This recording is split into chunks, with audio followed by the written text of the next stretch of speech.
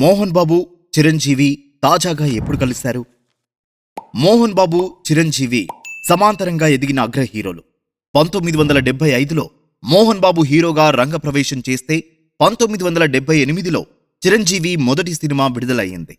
మోహన్ బాబు చిరంజీవి ఇద్దరు హీరోలుగా పట్నం వచ్చిన పతివ్రతలు, కిరాయి రౌడీలు, బిల్లారంగా, చక్రవర్తి మొదలైన 15 సినిమాలు వచ్చాయి. హీరోగా విలన్ గా నటించిన సినిమాలైతే లెక్కే లేదు.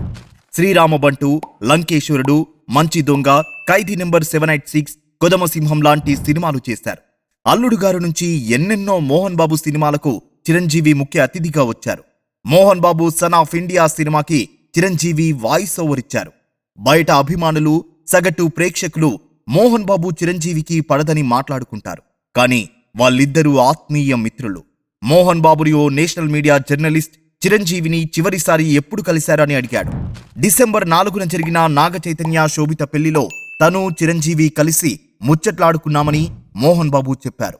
ఈ సంగతి తెలిసి చిరంజీవి, మోహన్ బాబు అభిమానులు ఎంతో ఆనందపడుతున్నారు.